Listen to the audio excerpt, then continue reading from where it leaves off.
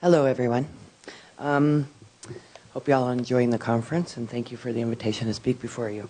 I do not have a power presentation. I'm a little bit behind on multiple projects. It's election time, as many of you know, and I'm very involved with campaigns. So I hope I'm going to give you plenty of information. Apologize that you're going to have to take notes maybe a little bit more, and I'll try to cover things as best that I can here. I'm Natalie Menten. I'm on the RTD Board of Directors here in Denver. The Board of Directors is composed of 15 board directors, and we are an elected position, which is a pretty rare thing among the states. There's, I believe, 3 transit agencies that elect their representatives or their leadership. And I feel pretty lucky that we do have that. I'd be even more concerned and a little more depressed if I lived in a place where we didn't have that citizen representation. I'm one of 15 board directors, and I'm going to be talking about some things and making some statements that you would not hear out of any of the other board directors' mouths. And certainly the Public Relations Department is not probably thrilled that I'm here, but this will be nothing new for me. Okay. I did not support fast tracks when it was proposed to the citizens in the metro area back in 2003 and before. It went to the voters in 2004. What I'm talking about is some of the problems that we do now see, the facts that have proven to be true on how much the system cost and what it provided for the money that came out of the citizens' pockets for the project. Fast Tracks was basically 11 different projects and a couple other small items too. These were brand new light rail lines, brand new commuter lines, also expansion or new bus rapid transit, also some other smaller projects. I represent the Lakewood, Golden, and Wheat Ridge area of town. That is where the first line went in, which is the West Line. The West Line was opened at the end of April 2013. So it's got approximately 16 months of time to see what the results are from this massive project. As was presented by the newspaper reporters at this time, this project was more expensive than Denver International Airport and other large projects. So it's very expensive. That was based off the initial estimates. So let's talk about what was presented to the voters. Originally, this project was supposed to be $4.7 billion. At this time, and we have only built the West Line so far. We're only a little bit into this project. Right now, instead of $4.7 billion, we're at $7.4 billion. We're not talking a small amount of change here. We're also not dealing with, we would think, amateurs who are not used to estimating and looking at what commodity prices may be in the future. We're supposed to be dealing with professionals. What we see at this time is, well, I didn't make that estimate. I didn't say that. I didn't do it. Well, at the end of the day, this is what was told to the voters. So the project itself, again, went from $4.7 billion to $7.4 billion. For the West Line itself, which is, again, the completed section, it went from $350 million to $707 million. And actually, when I say completed, that's wrong, because we still keep finding problems that we need to fix that amount to $300,000 here, $500,000 here, $100,000 there, but it all adds up. That's probably the biggest problem to start with. But then let's say that the project really did take people out of their cars and put them into mass transit, which would reduce strain on our highways, would make life perhaps more pleasant for people. And for those who really are transit dependent versus those who just decide it's better to go to the Rockies game or the Broncos game on the bus, but the people who are transit dependent, it has not provided a better way of life for those folks. And the ridership has not come in, shown up. Original projections for the West Line were 30,000 a day. When I say 30,000 a day, I'm talking about boardings. So right away, you're going to split that figure, divide it by 2. So it's not 30,000 people who are getting to work or getting to downtown. It's 15,000 people who are going from point A to point B and back to point A. So it's boardings. Originally, it was 30,000 was the estimate. Then, shortly before the project began, it was reduced to 19,000 per day. Right now, we've got 16 months with the system in place, and the actual boardings per day are 11,500. So again, split that by 2. So we have less than 6,000 people a day who are using this massive system. Now, were these people that were using their cars and all of a sudden now they're getting on the light rail because it's so much more convenient? I don't believe that to be the case.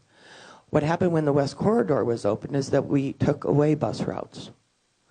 When we took away the bus routes, let's put it this way, the only people who really benefit from the system may be the person who lives right next to it and the person who works downtown right next to it. But if you need to get to that light rail station, what do? If your local bus route is taken away, what are your options? You're going to get in that car you weren't driving in to start with, and you're going to drive to a park and ride. There have been a lot of inconveniences for the people on the West Corridor.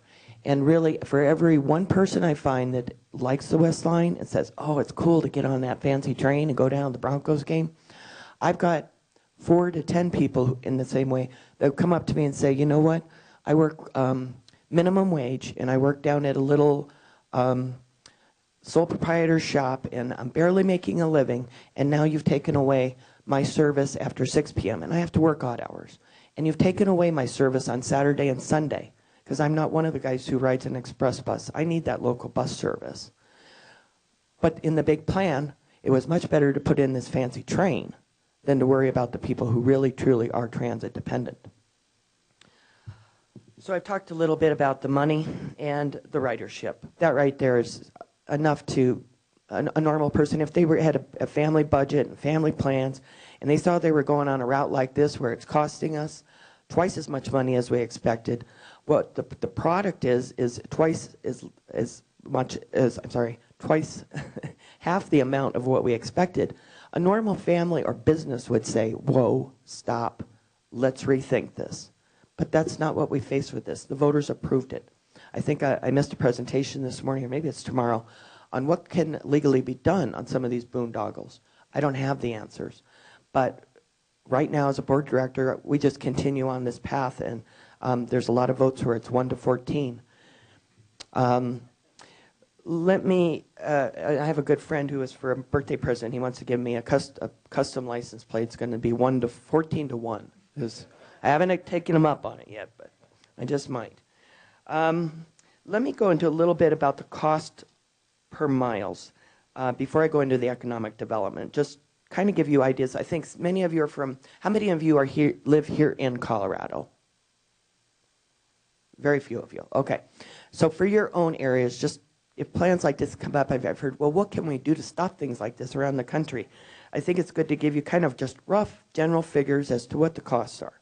If you're going to build light rail, right now, well, let's start at the beginning. Originally, light rail would have cost you, apologize, I'm getting my notes here, about $43 million per mile for the capital cost.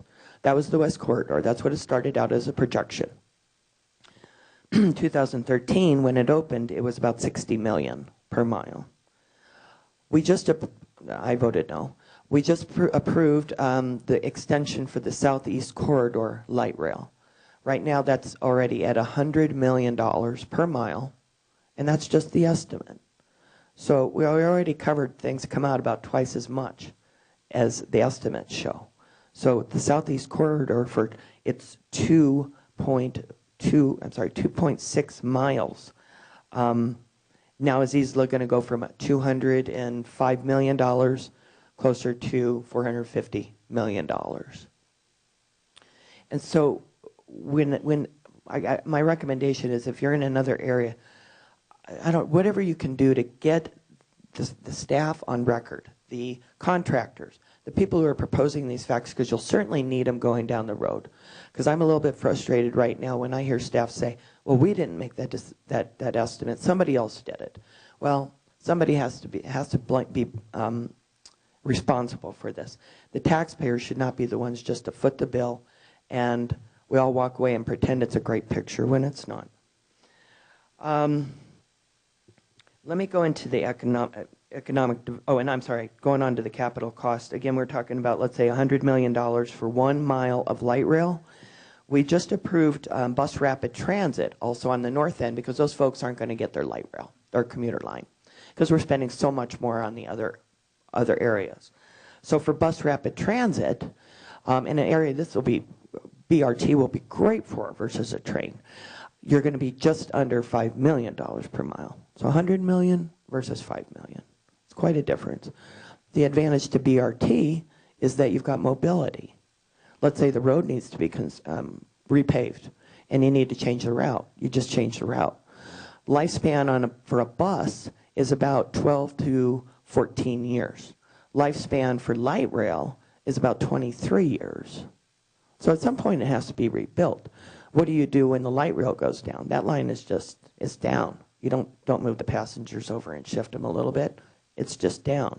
Recently we had to redo some paving that for some reason on the West Corridor, and people just went nuts because the buses were rerouted. There was a lot of confusion. So here we are, the rail was only open 16 months and we already had to close it down for a couple days. And it didn't go very well. I want to talk about economic development. The excuse is no matter what all these costs are, whatever the capital is, yeah, we didn't estimate it properly. Ridership isn't real great, but it's going to spur economic development. How many of you took the West Line commuter train out yesterday? Number one, you saw how close you were to people's houses, right? And I feel sorry for the ones on the line that didn't vote for fast tracks, the ones that voted for fast tracks. I don't have a lot of compassion for. They should have known this. What the thought was is on the West Colfax area, you know, it's an old, very old neighborhoods. It's, you know, run down in some areas. Some of it's very big lot, acreage. People are growing, you know, horses, all of that. This is not a rural area where you can just bring in new development without having impact on somebody.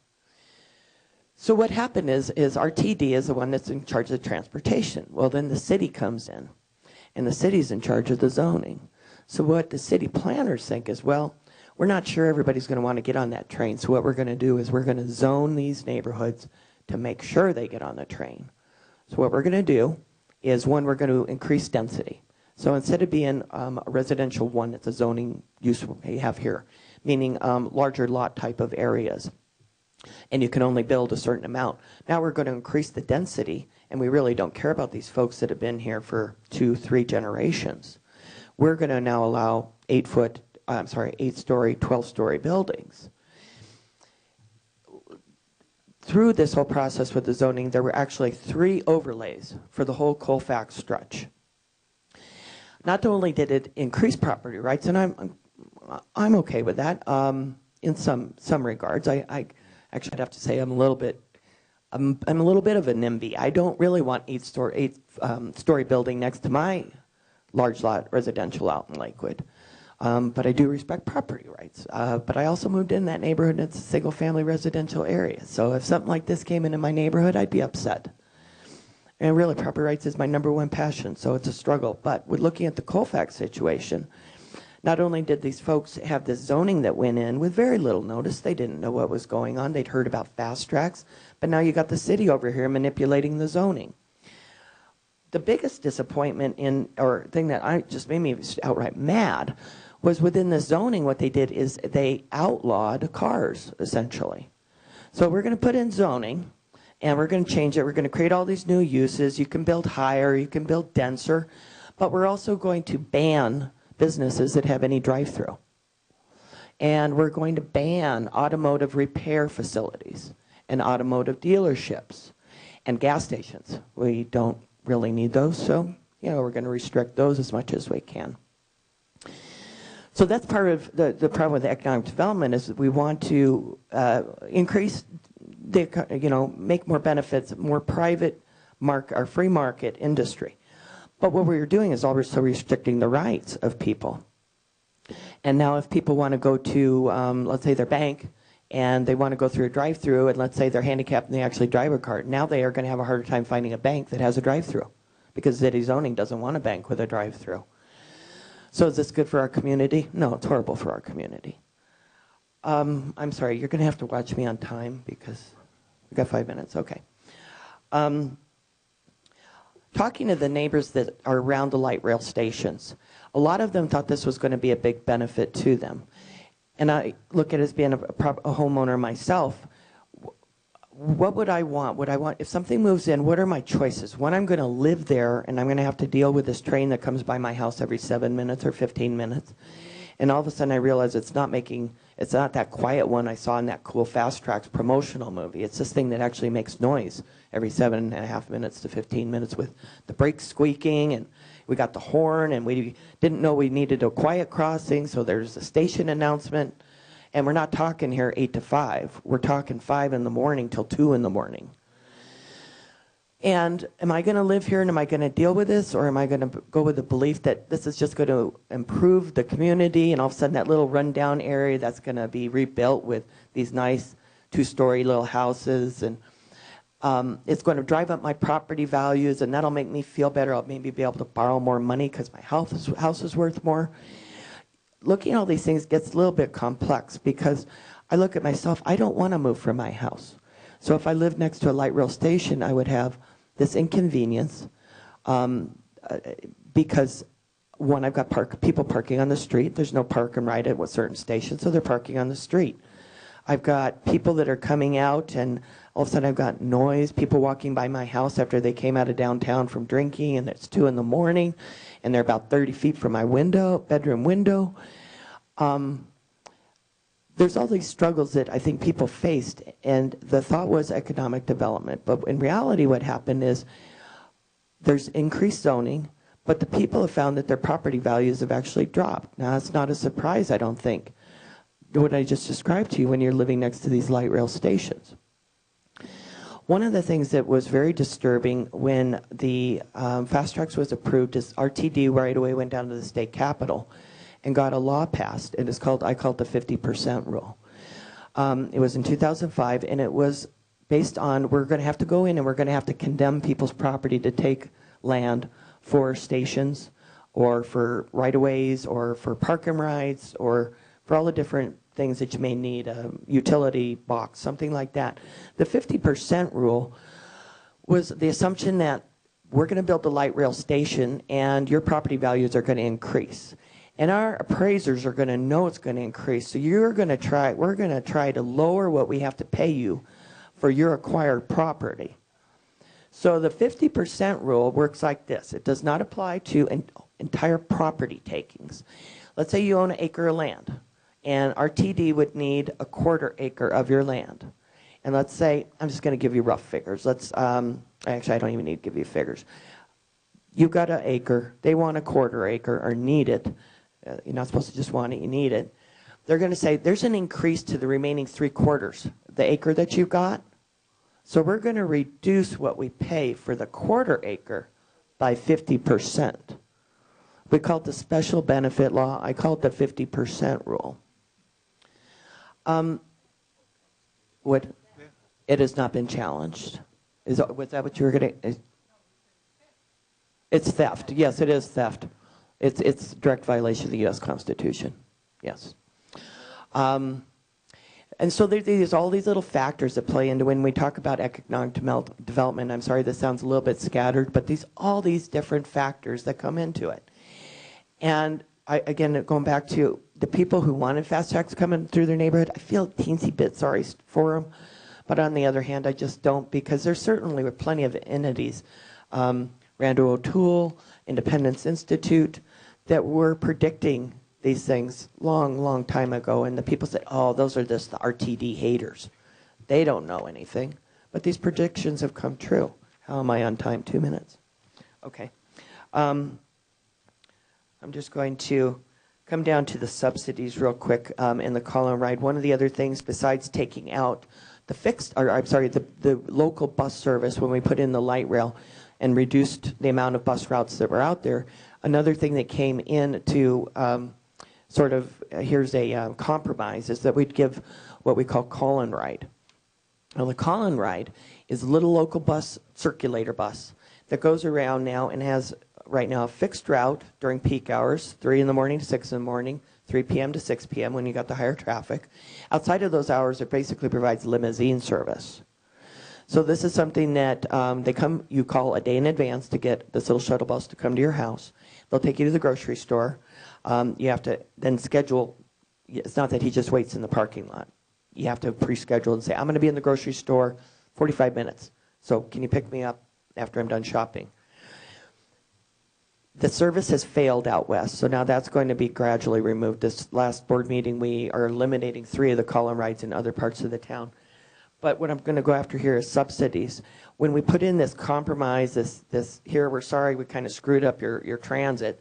Here's the call-in ride. And the call-in ride, I go on forever about subsidies, but call-in ride, for one person boarding that, they pay a fee, $2.25 to get on.